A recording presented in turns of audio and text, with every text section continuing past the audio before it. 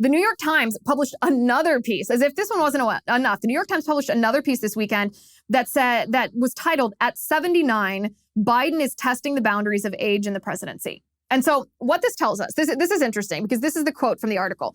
"He often shuffles when he walks, and aides worry that he will trip on a wire. He stumbles over words during public events, and they hold their breath to see if he makes it to the end without a gaffe. Although White House officials insist they make no special accommodations the way Reagan's team did, privately, they try to guard Mr. Biden's weekends in Delaware as much as possible. He is generally a 5 or 5.5 day a week president, although he is called at any hour, regardless of the day, as needed.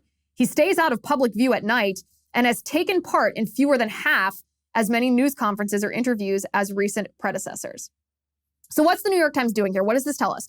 The New York Times is actually making a strategic move. They're doing something incredibly crafty here. And they understand that Democrats, when you just ask them, why do you want a different president in 2024, a different Democratic nominee for president, that Democratic voters say age. So what the New York Times is doing is they're playing into this because they want a different president as well. But what they're avoiding doing is telling the truth, is acknowledging the reality. The reality being that, of course, Biden's age is a factor here. Of course, Biden's mental state is a national security risk. Of course, it's inappropriate that he's in office at all.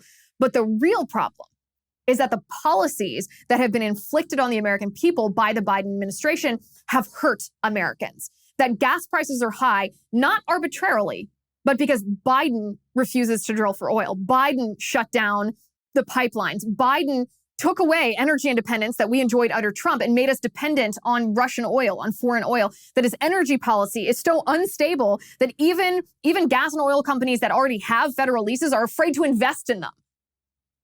They understand that the inflation that we're facing right now is because Biden keeps printing money and keeps spending money, that he's still pushing for his $5 trillion Build Back Better plan, even as we face this insane inflation. This is what the New York Times is doing. It's a very crafty, very clever, actually. I'm almost impressed with what a sneaky strategy this is, because they don't want Biden to be president anymore, but they don't want the American people to understand and make that connection between the policies from the Biden administration and the harm that we are feeling in our everyday lives. So they say, okay, well, you know what we're going to do?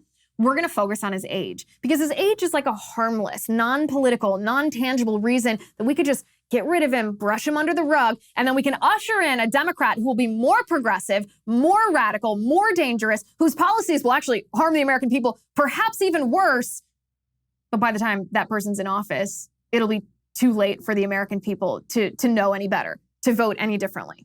This is what the New York Times is doing. And it's a smart strategy. Like I said, I'm almost impressed by this strategy, but it's a reason why we're suddenly seeing headlines about Biden's mental state.